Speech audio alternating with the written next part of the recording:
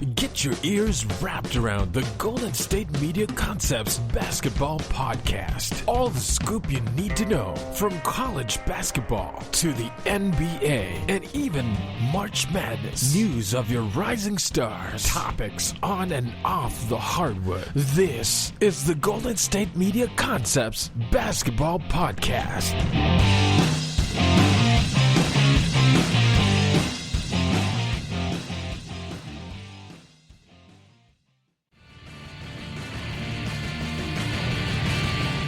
Welcome into the GSMC Basketball Podcast, right here on the GSMC Podcast Network. It is your host, back again, Brice Lewis, talking about everything basketball with you today. And we have another good show for you today as it's back. Yes, sir.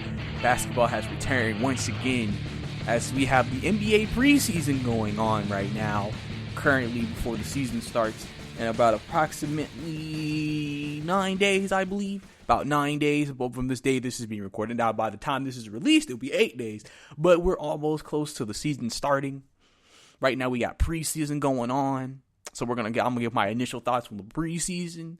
We're also gonna talk about Kevin Durant returning to the court, making his debut for the Brooklyn Nets.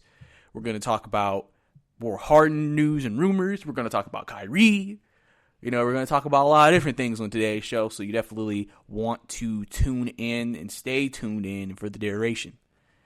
Before we get into it, I'd like to remind you guys, don't forget to follow us on Twitter at GSMC_basketball, where you can keep up with us and talk about everything basketball, us interact, ask questions. We love interacting with our listeners on there. So if you're interested in hearing what we say over there, maybe on breaking news or potential things like that, definitely follow us over there on Twitter at GSMC_basketball. So let's go ahead and jump right into it. So the NBA preseason has started. As you can tell, a lot of players aren't playing. Wizards aren't playing Russ and Bradley Beal. Lakers haven't really played Anthony Davis or LeBron James. A lot of teams are resting their stars. Some are playing, some are. If they're younger, usually the younger stars are playing. The older stars, like I said, LeBron's and Russell's and them, they're not playing. So it makes sense. You know what I'm saying? They're probably just doing the training camp and then they're just going to get geared up for the season. Lakers, Horton, Jalen Horton, he's been playing really well for them. He's been a standout for them. A lot of people, LeBron even said he was special. Jared Dudley said he was special. A lot of people are really impressed with what he's doing. He had a big game, a 31-point game, again against the Clippers.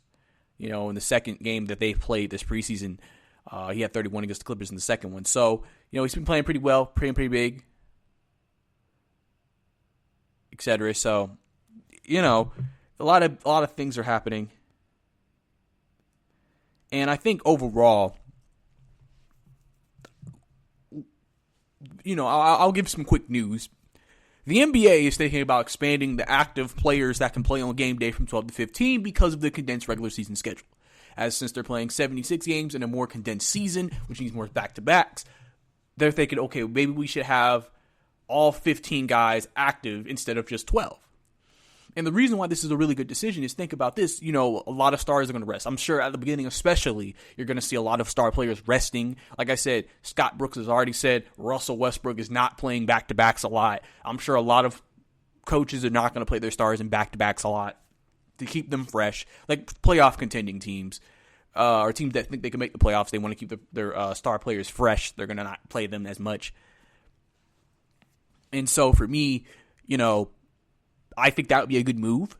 And so this preseason is important because now players that are playing now know, even if I'm a 13, 14, 15 guy, I may never see a minute unless I'm in garbage time. Where now, hey, if I prove I can play, I might get more minutes and have maybe some way, instead of being the 14, 15, or 13 guy, I could crack my way into the top 10. Because legitimately, with depth basically going to be one of the most important things a team wants to have this year, that's going to be big. And so a lot of these preseason games, you're going to see a lot of these guys having an opportunity to really play, not just to make the team, but to maybe actually get some legit playing time when the regular season starts. And that's why I think this preseason actually kind of has some importance, even though it's not a lot of games. And so you only have a couple of games to show out, which I think also on top of that is why you're going to see more guys that are not starters playing, because you only got 3 games. Because you as a coach, you already pretty much know there's not really a such thing as position battles in basketball for the most part. Usually what happens is if someone's just playing better than someone, they're playing. Most of the time. There's not really position battles like there is in football. So you probably already know who your starting 5 is going to be day 1. What you're trying to figure out is who's going to be my 6 through 10, who's going to be my second unit. And then with like I said, if they do go ahead and make it 15 guys, maybe you even think, do we have a third unit? Not like you're probably never going to maybe play your third unit totally, but it's almost just like, okay, so if I had to go to my 11th, my 12th guy, my 13th guy, who do I look at and say, you know what? He's played well for us. I'm very comfortable letting him play 5-6 minutes. Because think about those games where you have foul trouble and your star player, let's say he plays the shooting guard position and he's in foul trouble. Maybe you don't want to go to that third guard during a regular season where you can only play 12 guys, because really maybe that third guard isn't even activated. Where now that third guard is activated, he can play, he's played well. You're like, you know what? We can afford to let him sit on the bench. I have confidence in my backup and then my backup that they can keep it going because I know he can play. This is going to give a lot of opportunities for younger players. A lot of rookies are going to have opportunities. It's kind of crazy to say this. Remember, people were saying this is the worst NBA draft in years. But listen, there's a lot of rookies who I think could play this year and make an impression upon teams. And then in that situation, boom, now we're thinking this is the worst draft by just in terms of potential, in terms of who we project as good players in this draft. Now could go out and show people, oh, actually, I can play. So for me, it's one of those things where there's a lot of positives that could come out of the preseason, especially with this condensed preseason. Because like I said, foul troubles, injuries, rest, all of that can come into play this season. And so it's going to be very important to know who your 10 through 15 guy is and say, okay, am I comfortable with it? Because there's a lot of teams that are not always the most comfortable. Like, I don't really want to play them too much. Because remember something, there's one thing a lot of people didn't understand or don't know with Houston last year, obviously because they're playing small ball. But they actually still had one big guy remaining on their roster, and it was Tyson Chandler.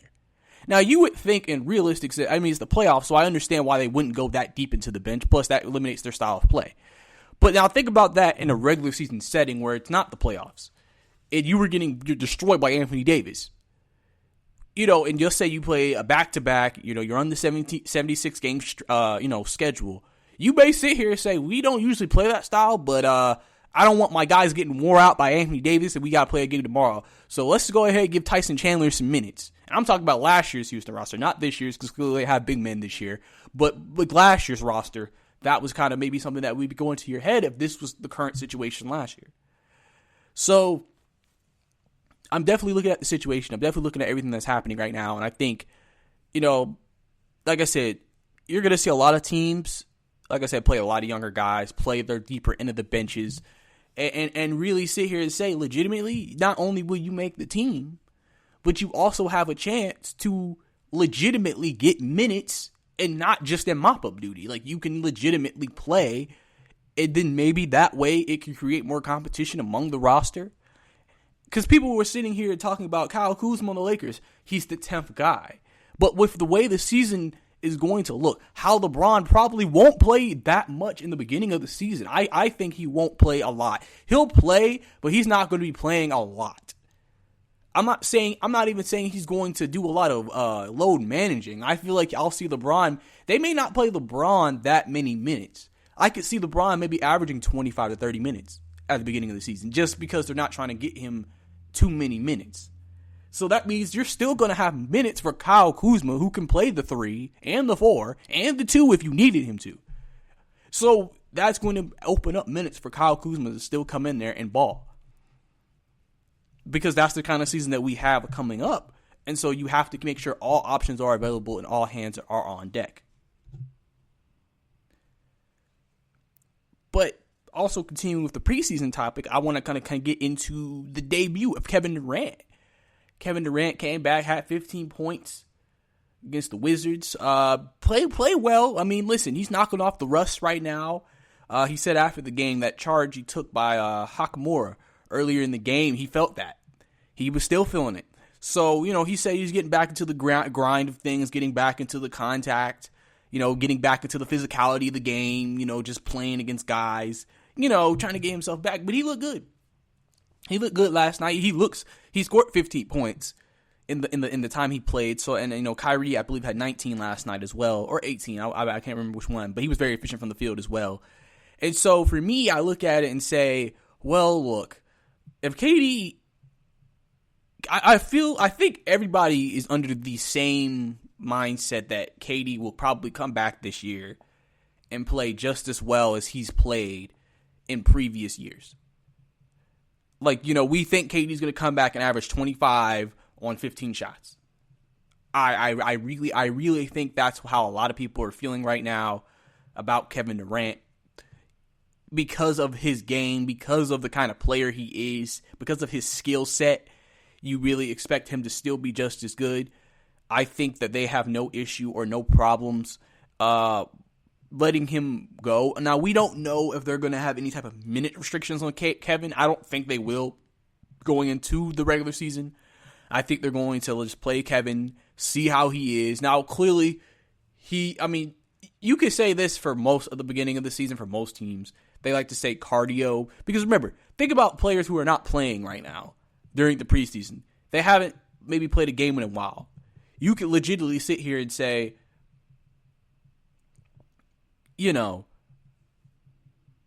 for the most part, players are not going to play. And then when the first game comes, they're going to be like, okay, now we got to play 35, 40 minutes. You may not see that. Like I said, with the season being condensed, you may see a lot of players, at least that first, I would say maybe up until mid-January, you'll see maybe some players and some teams not really tell their guys to play too many minutes. They're star guys. Of course, this is for star guys. Because you don't want to wear them out, depending on the team. Because of the fact that clearly you don't want to wear out your guys too quickly in the season, or try to ramp it up too quickly, and then they're still trying to work their way back, and then that creates injuries, and then now you don't have them. Now they're even more not in shape, and then it feels now you got to put them on minute restrictions, and et cetera, et cetera. So I think for the most part, I think KD will probably not be on a minute restriction, but I'm sure Nets are not expecting him to come out and play 40 minutes a game. I would say 30 to 35 maybe, which is a pretty good number. It's depending probably on the flow of the game too. Like I said, seeing, does KD look winded? Does he look good? Does he seem like he's still got it? Obviously Steve Nash has to come up with that plan, because we have to talk about, it's going to be interesting, like I said, with Steve Nash dealing with that type of situation, dealing with the team, dealing with the expectations that the Nets have this year with championship contention, basically a championship mentality because of the fact that KD is back. You still got Spencer, still got Chris LeVert. We'll see how the system works with all that. We're going to see how it works with KD and Kyrie, and hopefully things work out. But like I said, Kevin Durant looked really good in his return. I'm glad to see KD back playing, balling. It's always good to see one of the greats play. And hopefully, I wish him a very healthy and successful season. And I look forward to talking about him and maybe some of the amazing performances he could have this year in the playoffs or in the regular season as well. So definitely looking forward to that. And we'll see if Kyrie Irving becomes just a distraction that people think, which I'll actually talk more about Kyrie Irving later in the show. But that's all the time we have here for this segment. Coming up next, we're going to get into some Houston news and other NBA news right here on the GSMC Basketball Podcast. So stay tuned. Are you looking for the very best NFL and college football podcast? Then check out the GSMC Football Podcast. Get the latest football news both on and off the field. From the NFL Draft to trades to the rumor mill to the NFL Combines. They got you covered. That's GSMCpodcast.com/football-podcast. Get updates on college rivalries, game day insights, and much more. It's football talk the way you want it. This show eats, sleeps, and breathes football. Don't forget to like them on Facebook and follow them on Twitter. Visit gsmcpodcast.com for more info.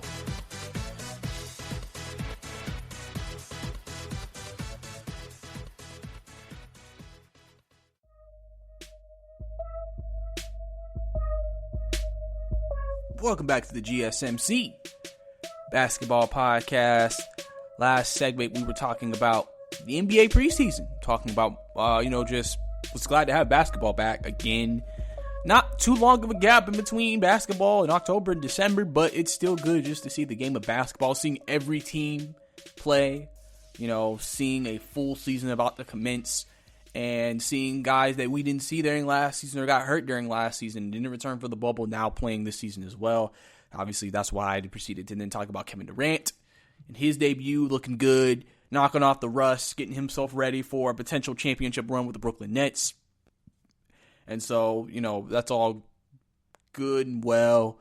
And, like I said, hope for the best. Hopefully, we'll see injuries are going to be a big part of this year, not with the short turnaround for teams that play in the bubble. So that'll be an interesting storyline to keep up with. But, like I said, I wish good health on every team, every player in the league. And hopefully we can have a very successful season, even though it's in a very condensed way. So it looks like a lot of basketball in a lot of days. And, hey, if you're a big basketball fan, this is probably, heaven for you right now.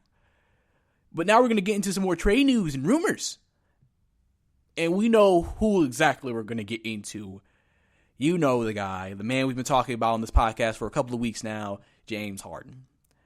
Now, basically, I'm gonna give you the teams that have been connected to him first before I get into the James Harden news on the Houston end.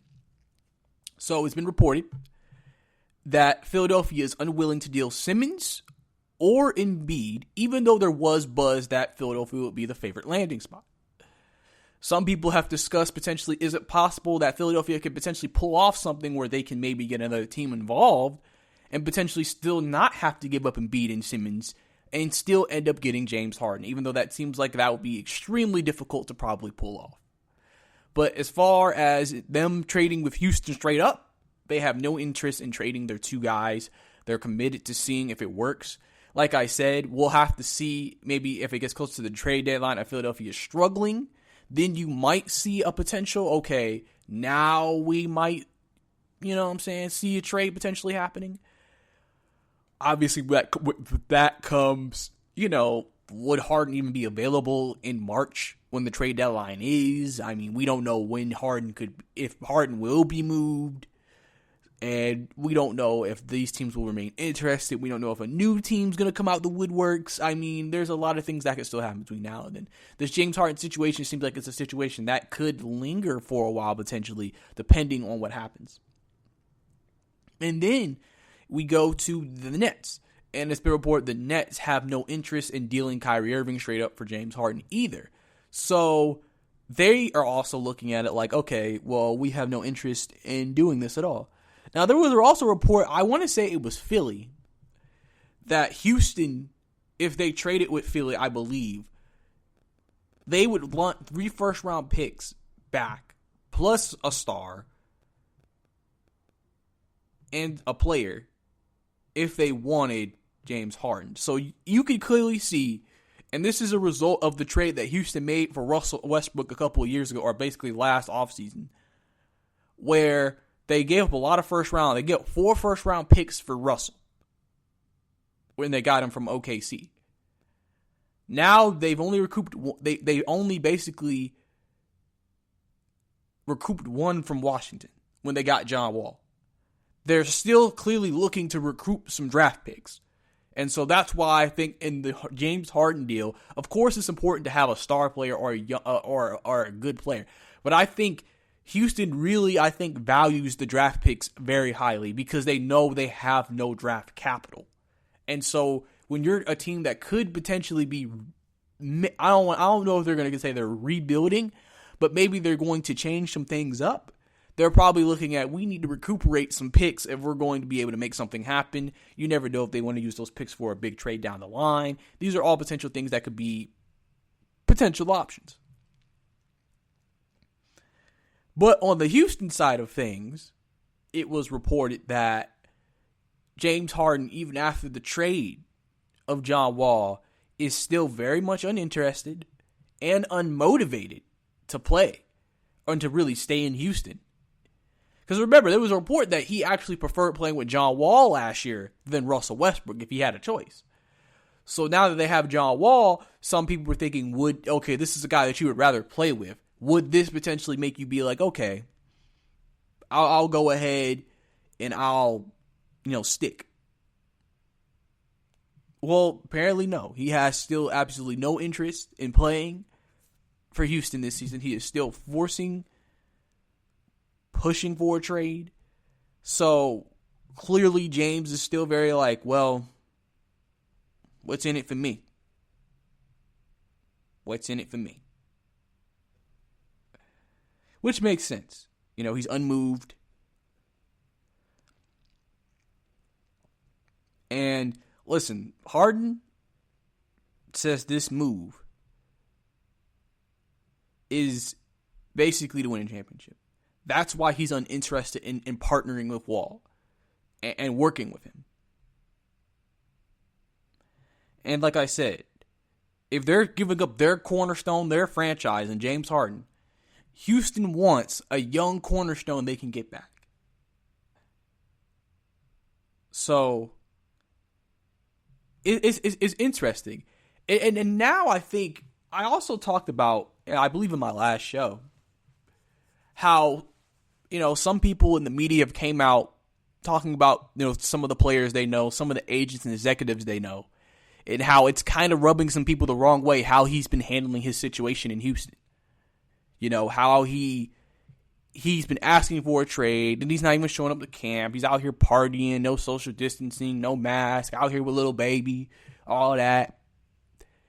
And so you were hearing that and reading that, it kind of makes you sit here and think to yourself, well, now he's coming out and reporting that he has no interest in working with John Wall and in developing a partnership with him this season. How does that rub John Wall? How does that rub the rest of his teammates? Basically playing with a guy who knows I have no interest in really playing with any of you anymore. Like, this could have some serious locker room implications that we haven't talked about. Because think about someone openly saying, hey, I don't really have much of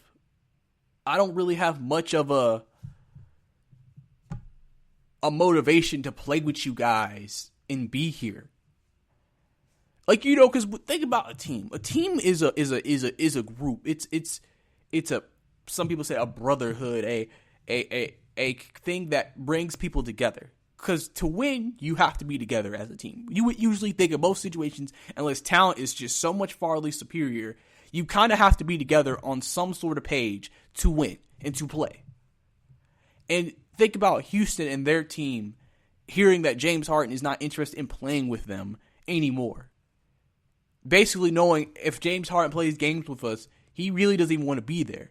Does that mean James is going to have a half-hearted effort? Does that mean he's not going to put 100% into the games? Does that mean James is going to sit here and not sabotage the team, but basically you're not going to get that James Harden who was runner-up for MVP 3 years?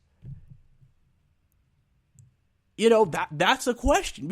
And if you're a team, regardless of your championship aspirations or just a team trying to make the playoffs, you want to make sure that every guy is committed to the same thing, which is winning. And if one guy may not be committed to it because of where he is, because he doesn't want to win in that particular place, that could have potentially affect the entire locker room. So I think even though Houston is willing to become uncomfortable, Houston also has to be smart. If it starts to affect the play on the court, or you have a situation where James Harden refuses to play games, in that situation, you have to think to yourself, is it really worth holding on to him when trying to build this team? We've already had Steven Jackson come out and attack Harden, made comments saying, you have this young black coach who we know in the NBA, people feel like the minority, representation is not where it should be. And now we have a minority head coach and Steven Salas, head coach of the Houston Rockets. And now his best player is basically saying, I don't want to be here. I have no interest in playing for you. I have no interest in playing with these guys. Making his job even harder. Having to get the team ready. Knowing that I have a guy who I want to be a part of the team that doesn't want to be a part of the team. And I got to make sure it doesn't affect the rest of the guys and affect what we do moving forward. Steven Jackson said, that's selfish. How are you going to do Steven Silas like that? Because people feel like James should still play. Because at the end of the day, Houston's not going to sit here and say, because you're playing for us, we're not going to trade you. Because they literally have basically said, if a team gives us a package we want, knowing that you want to leave, we'll move you. That's basically Houston's stance. So you sitting out doesn't really change that. What you're trying to do, if you're James in that situation, is you're trying to make them get to an uncomfortable point where they're just like, we got to get him off the team. We got to. That's the thing. And so I think that's why a lot of people are looking at this situation and saying James hasn't been handling it the best. Because it's one thing if this was Mike D'Antoni, Daryl Morey, and then they have this team. And then he's trying to make a move like this. It's another thing because you have all these new people coming in here. New GM, new head coach, new team basically. DeMarcus Cousins, John Wall, different system, new players. New. Trying to develop continuity, a chemistry together. And then the core of that, your best player is saying, nah, I'm good. You can understand why people are not happy about what James has been doing. Because you're making it harder on John Wall. You're making it harder on DeMarcus Cousins. You're making it harder on Steven Silas. You're making it harder on Fatita. You're making it harder on the Houston fan base. To me, I know Houston fans are probably, they love James. They understand James has been one of the best players here. But he may lose people in Houston because of this. Remember when Anthony Davis requested this trade, people in New Orleans, when he played in games, were booing him because of the fact he wanted out. Now, we don't have fans because of COVID, but I don't see this being a different situation. If James pulled a move like this, and then let's say he tried to play, I think Houston fans would boo him. I think Houston fans would boo him because of what he's doing. Because it's just like, dude, you're sabotaging us. You're sabotaging the team because of your desire to leave. People just want him to do his due diligence. At least help Steven Silas. Because, James, you have a lot of pull. You have a lot of control. You're James Harden. You can help this situation. And you're basically saying you're not going to help the situation. You're going to make it worse. And that's why a lot of people are not happy with Harden right now. So Harden has to be careful about what his next moves are going to be when the regular season comes. Is he going to play? Is he not going to play? How does he interact with his teammates? But these reports coming out that he's uninterested in playing with John Wall and all. You know what I'm saying? You got to make sure, man, you ain't rubbing teammates the wrong way. Because if you continue to do this and this goes downhill, James could really mess himself up at the end of the day. And he better be glad that they're not one of those teams that are like, you know what, James, since you doing with us like that, you know what, we're not going to trade you where you want to go. Unless James has something in his contract where he can control where he gets to go, where he goes in terms of he can veto a trade, they could sit here and say, we'll trade you to somewhere you don't want to go just because you did us the way you did. So James has to be real careful about what he does.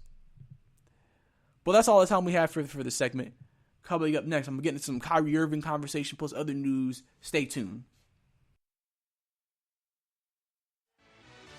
Check out the show that's built on the MMA. From the UFC to extreme cage fighting, they got the fights covered. Check out the GSMC MMA podcast. Get the latest news on past or upcoming fights. Join us as we talk to and about some of the biggest names in the MMA, past, present, and future. When it's the fight game, there's just one show to check out. GSMCpodcast.com/MMA-podcast. Don't forget to like them on Facebook and follow them on Twitter. Visit GSMCpodcast.com for more info.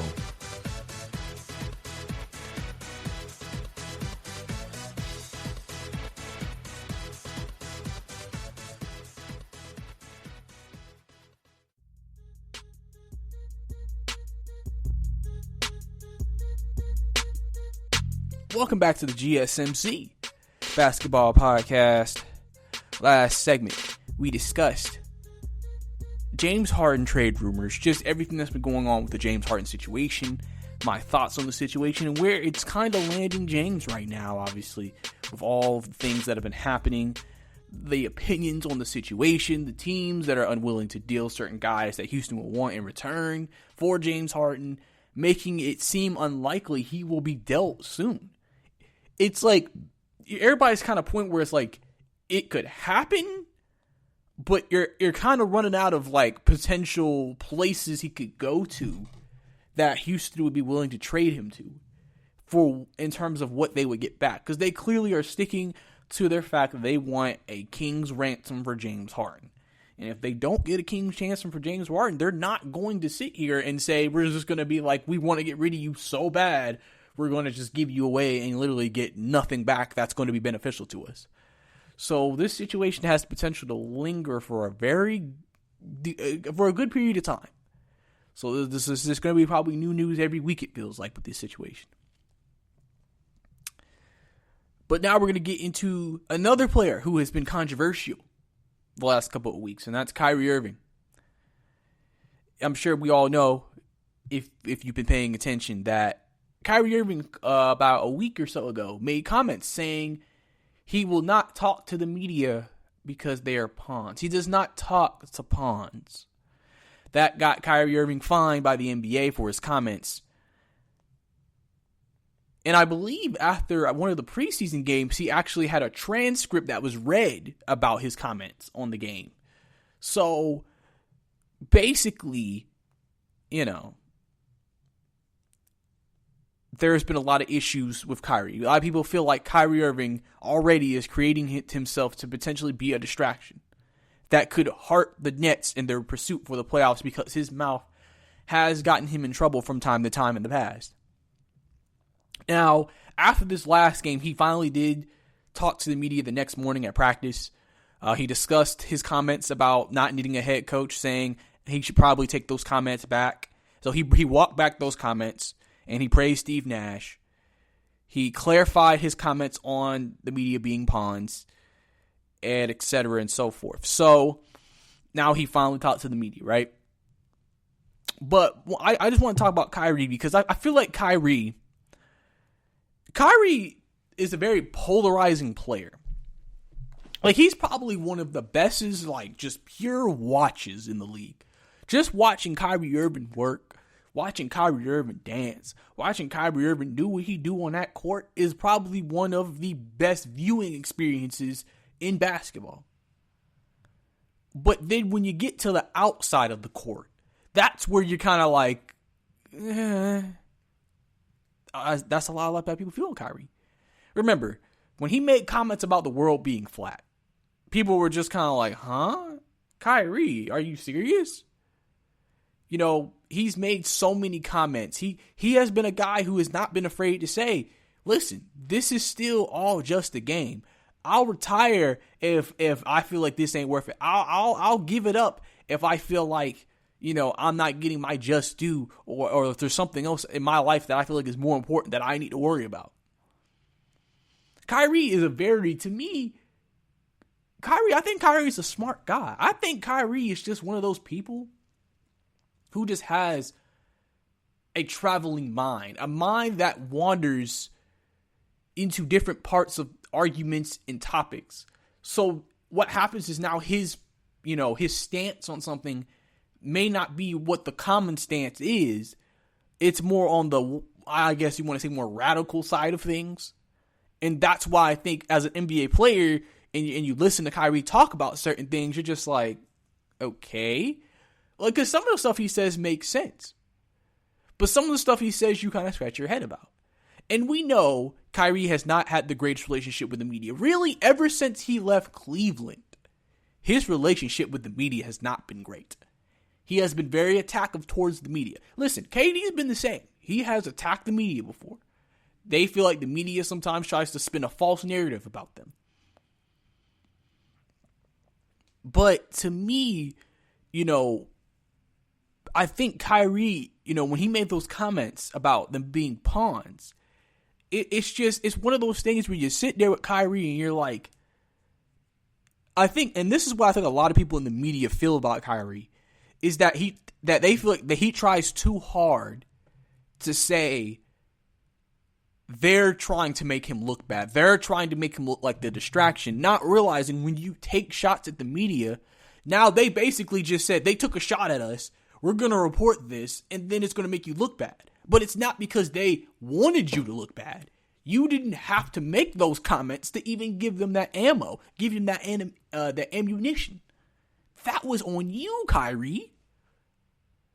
When you threw teammates under the bus. Remember last year with Brooklyn, he said we're still missing some pieces. Well, clearly KD ain't there. Well, what you expect? Kyrie, we knew this year y'all weren't going to do anything crazy. But he's still talking like he's expecting this team to still make it to the NBA Finals, and they need to do better, and we still need more. I'm just like, Kyrie, what do you mean? We know why y'all weren't projected to do it. I mean, of course you're going into the season still thinking we're going to try to go as far as we possibly can, as every team should. But it's the way he'll throw his teammates under the bus, I think, for a lot of people, where they feel like he sometimes sits there and talks in a way of just like, oh, he's basically saying we don't have people who are good enough here. Like, because that's why people feel Kyrie does when he tries to take shots. It's like he's basically saying, well, I don't think the players we have are good enough for us to go where we want to go. And you're just like, Kyrie, why would you say that? Remember the comment he made in Boston. Remember what he said in Boston. He threw his teammates under the bus in Boston. That's why they said when he came back that year, it was just kind of like, what is going on here? You know, and so I think most people know Kyrie in terms of being a leader. He struggled. In terms of being a leader, he struggled. I think, and I agree with that, I think Kyrie struggles to be a leader because I think Kyrie, to me, I don't want to say he's emotional, but he's someone who will kind of vary in how he thinks day to day. One minute he may feel this way, the next minute he may feel that way. And so when you get Kyrie coming off a loss where the team didn't play well, he's more likely to maybe make a comment that will throw the team under the bus. Where if they go on a 10-game winning streak, then he'll make comments to make it seem like, okay, well maybe I was wrong. But then everybody's just like, Kyrie, why did you make those comments to begin with? You didn't have to say those things. If you didn't make those comments at first, the media wouldn't have even taken those comments and made it seem like you're trying to bring down everybody else. And I think Kyrie just has to be, to me, a little smarter about the things he says. If you have those personal opinions, talk to the guys on the team, say, hey, we need to be better, or hey, this is how I feel, and keep it in-house. The thing is that sometimes Kyrie will say things to the media and then get mad because they reported what he said. And then remember, people are going to take your comments and speculate. That's why you need to make your comments as clear as you can if there's a point you're trying to make. So that way there is no speculation. You can't say, we need more pieces, we need to make a trade, and then think they're supposed to sit here and say, oh, Kyrie loves the team he has. They're going to take it and think, hey, he's kind of saying that he thinks this team ain't good enough and they don't have enough good players. So that's something Kyrie has to work on moving forward. So hopefully he can figure that out. But then going into my next thing, and that's basically my will we see fans in the stands by the end of the year? The reason why I'm bringing this up is Mark Cuban came out and said he thinks in the last month of the season we're going to see arena fulls of fans. As you know, if you've been paying attention to world news, one of the first COVID vaccines have been developed and approved here in the United States. And so now this is the first step towards potentially now having fans back. These next few months, you would think there will be a lot of vaccines distributed. There may be other vaccines that are created. And so I think that's where Mark Cuban is getting his confidence that fans are going to be back. Now, my big question is, if fans come back, it's not about what the NBA is going to do. I'm curious to see what arenas are going to do, because think about it.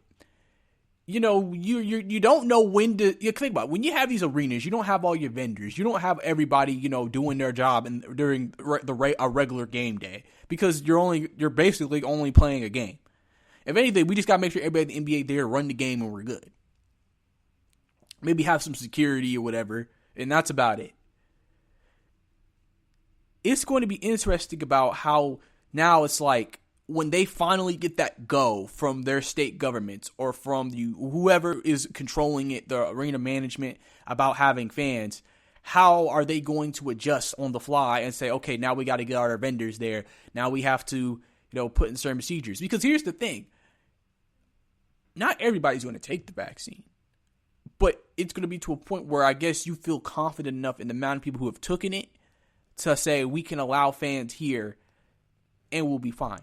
We don't even know if the NBA is going to mandate the NBA players to take it. I don't think they will. I don't think NBA players would be very appreciative of them being forced to take it. If that's a personal decision they want to make, then go ahead. But maybe by March, you might see some arenas. I think what's going to happen, you're going to have some teams who are going to wait till they can fully have full arenas. You have some teams that are going to say, if the NBA does allow them to make their own separate decisions, what if we have half capacity? Just like they're going to maybe try to ease their way into having a full arena again, to basically adjust to having fans back, dealing with people, dealing with all the things that you would deal with when things were normal without COVID. Think about, teams. Now, as far as I know, no team has a new arena this year, so luckily it's not like someone's having to break in a new arena with no fans, and now all of a sudden we got to get this place ready for fans. Everybody pretty much has had their arena. Golden State was the most recent, as they opened up their new arena last year before COVID, but pretty much just having a plan in place for that and making sure that they'll be ready. I definitely think by playoff time, the NBA is going to try to have fans for sure. For sure. Because I think they don't want another playoffs with no fans. They may be like, hey, we may go the regular season without fans, but we want the playoffs to have fans. And then depending on where we are as a country, depending on where we are as a society, they may go ahead and give the go and say, hey, we want to have a full arena? Let's have a full arena. So I definitely understand the optimism from Mark Cuban on having fans this year, because you see what's going on. And so we'll see if it actually ends up happening and that ends up being the case. Hopefully so, because, listen, now they're playing in arenas again. Now we're going to make that next step, bring fans back, and we can finally have a complete NBA experience like we used to in the past. But that's all the time we have here for this segment.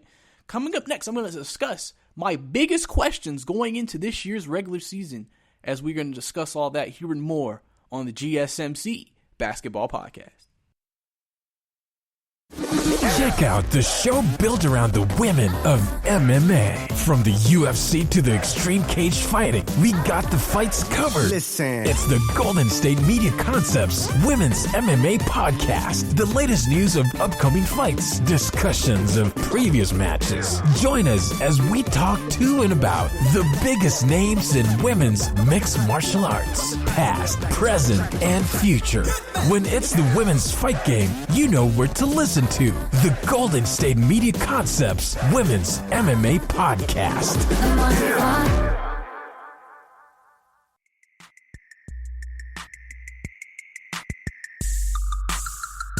Welcome back to the GSMC Basketball Podcast. Last segment, we discussed Kyrie Irving. Kyrie Irving and the comments he makes, how he said the media are pawns, that's why he doesn't talk to them. Did finally come out and talk to the media just recently. discussed, like I said, took back his comments on not needing a head coach, clarified his comments on the pawns and everything of that sort.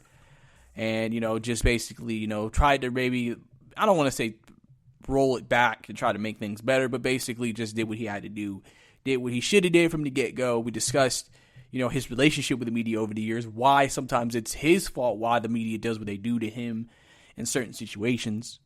So we discussed that. We also discussed if there's going to be fans back in the stands. I think there's a good possibility maybe by playoffs, fans will be back because of the vaccine now being, released. It's going to now, you'll start to see slowly over the next few months, the more this vaccine starts to be distributed, the more places may start to feel like, okay, we can start opening up a little bit more. Maybe you'll start seeing a no mask, implemented type of situation. All of that. So it's just something to keep an eye on and see how it develops from there.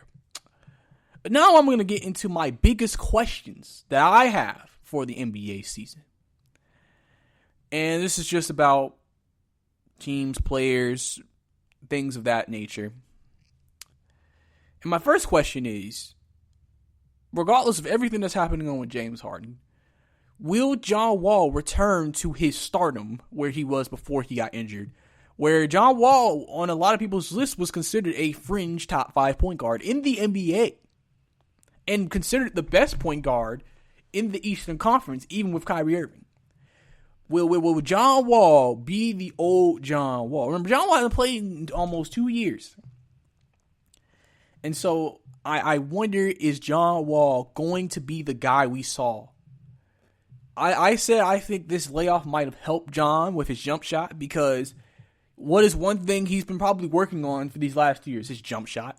I've always said I feel like a rehab can always be a blessing, because not only are you trying to rehab your body, you actually can go work on your game, improve some things, so when you come back, it's not like you're coming back the exact same player. You feel like I'm a better player now, even after the injury.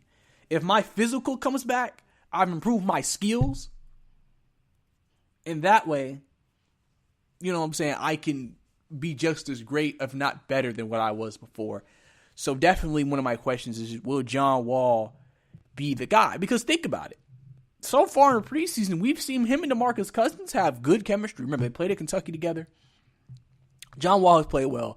DeMarcus Cousins, I don't know what it is. Seems like he got some lift or something now. He's played well. Still looks a little slow limbering, which would be expected with all of his lower leg injuries. But, for the most part, John, if he is the main guy in Houston, has a chance to go back to being a 20-point-a-game scorer, maybe about 8-9 assists a game, I think, and really just establishing himself as a really good player. He's only 30, still basically, again, depending on how he comes back physically, can still be considered in the prime of his career.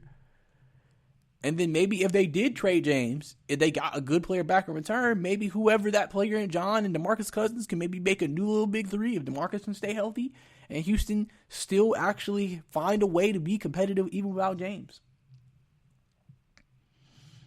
Another question that I have, will the Hawks break through and make the playoffs? Will Trae Young and the Atlanta Hawks break through? All the moves they made this offseason, all the additions, all of the Bogdan, the Diana Gallinari, drafting Cam Reddish and DeAndre Hunter last year, Clint Capella, will it all pay off? Will it get them to where they want to go, the playoffs? Listen, I'm an Atlanta Hawks fan, as you know. I have read comment sections from Atlanta Hawks pages. Fans are basically like, listen, if we don't make it to the playoffs this year with the talent we have accumulated, Lloyd Pierce got to go. No ifs, ands, or buts. He got to go. Because they feel like we have a deep team and we have a very talented team. And we have a very good mixture of veterans and young players. And so, will the Hawks make the breakthrough in, I think, a tougher Eastern Conference, especially at the bottom? We'll see how the season plays out, of course. But I feel like a tougher Eastern Conference, an Eastern Conference that you still could relatively say is wide open. Will they break through? like I said, it's not about them making it to the second, third round NBA Finals. It's just about making the playoffs. Will they break through, or will all of the moves, all the money they spent, everything they've done this offseason all be for naught? And now they're right back in the basketball, bottom, and people were just like, well, another season, I'm not taking the Hawks seriously. Another question I have. How many games Paul George and Kawhi Leonard going to play? Because last year, during a normal season before COVID, with the time off and everything that they were giving players, Kawhi Leonard and Paul George didn't play a lot in the regular season. Will Ty Lue make them play more? Like, of course, like I said, they're still going to take games off. That's not going to change. But they kind of could take games off at will a little bit last year. Will they have that same leverage this year? Or will Ty Lue say, hey, we need you to play in this game? Because remember, the NBA, I don't know if a lot of people know this, the NBA actually loosened up their restrictions on star players playing. Like, remember, because they have rules in place for star players playing in primetime games. But they actually reduced for non-primetime games, players going to rest. So you're basically saying, if you're playing in a primetime game, your star players need to play unless it's an injury. You can't load manage in a national televised game. So you might see obviously more games of them taking that time off during non-nationally televised games, even though you'll probably still see on national televised games. They'll talk about a lingering calf or a lingering elbow or a lingering knee. They still say Kawhi has some shot knees a little bit. So you might see that potentially. But that will be an interesting question I would like to see answered. What, Ty Lue, is he going to make them play a lot, or is he, and how are they going to go about the season? Are you going to still have those same issues, et cetera, et cetera? So we're going to be interested from that perspective what happens. Another question I have. Will the Boston Celtics be able to make it to the NBA Finals? Remember, the last 2 of the last 3 years, they have been on the brink of making it to the NBA Finals. Now this year, you still have Tatum, who's got better, Jaylen Brown, Kemba Walker, Marcus Smart. You added Tristan Thompson. You got some guys, Aaron Baines.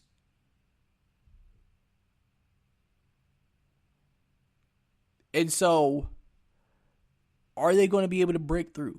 Are they going to be able to reach that level of success? That's going to be the big question. And so, for me, I think overall, we're going to have to see how it looks. And we're going to have to see if it works. Because if it doesn't, will Boston have to make some changes? Tatum is probably the one player they wouldn't change, but would they have to move off of Kemba Walker? Would they have to move off of Jaylen Brown? And feel like, okay, these are really good players, all-star level players, but we need another superstar player.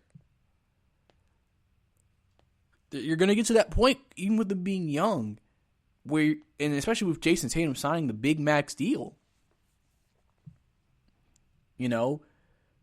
Are we going to have to make some moves to get over the hump? Another question. Will Embiid and Simmons make it to the end of the season? Because remember, from all reports, they're keeping Joel Embiid and Ben Simmons. But if things don't work out and they're struggling, maybe they're currently at the bottom of the Eastern Conference in terms of seeding, lower than the expectations that have been set with Doc Rivers in this team, Daryl Morey is a man who will make moves. And if he feels like a move is needed to be made, and the experiment that he wanted to give a chance to is failing right now, I would not be shocked to see Daryl Morey say, hey, we got to trade one of them. And so it makes me wonder, are they going to be on the same team by the end of the year? Now, if they do well, they play well, they're playing great, then the answer is yes, for sure. But this is more of a what-if question. What if they don't play well? Will they be on the season by the end of the year? It's just a question that is going to be very much looked at throughout the year because we don't know. And then clearly, the big question, will the Lakers repeat as NBA champions? Because you still got two of the best players in the game in Anthony Davis and LeBron James. You've added all this depth to your team. Montrezl Harrell, Marc Gasol, Wesley Matthews. Still got KCP, Caruso. You know what I'm saying? You got those guys. Will they repeat? That's a big question for me. Because, it's not LeBron that I'm worried about. It's not LeBron at all I'm worried about. LeBron can handle the expectations. Anthony Davis had expectations last year for the first time in his career. And I would say for the most part, he reached those expectations. But now he's going into a repeat year. Now you're hitting the team category where when you've won and you know you're better than most teams, how do the Lakers play throughout the regular season? Are they going to take it as seriously as they did last year? Remember, this past year, the Lakers took the regular season seriously. They really wanted to use the regular season to get themselves ready to go for the playoffs. Whether you saw on the opposite end, the Clippers didn't. Now that the Lakers are champions, especially with the condensed schedule, we know LeBron isn't, and probably AD, even though AD is a little younger, so he'll probably still maybe play a little bit more than LeBron. But the rest of the team, I think that's why they made the additions they made, so that way they could still build the chemistry that's needed. Still have, guys like Dennis Schroeder, Montrezl Harrell, and them develop their games with the team, get chemistry down with the players, because they know, listen, our goal is to defend our championship and repeat. They are highly confident they're going to make the playoffs. So it's about everybody else making sure they're good to go. And so a lot of guys are going to have opportunities, I think, on the Lakers this year to play, make an impact with the opportunities that they're going to get. And so we're going to have to see if it works out. Because if it works out, then everything's going to be all right. And when everything is all right, the Lakers could be sitting there being repeat champs. So there you go. But that's all the time we have here for this show. Thank you for tuning in to the GSMC Basketball Podcast. Don't forget to listen to our other amazing GSMC podcasts here on the GSMC Podcast Network. I hope everybody has a good day. Brice signing out.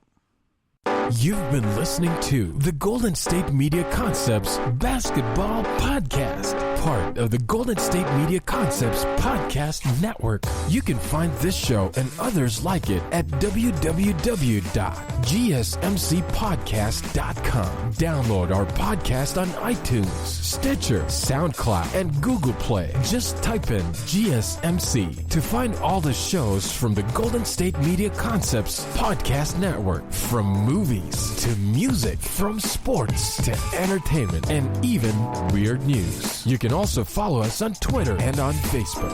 Thank you, and we hope you have enjoyed today's program.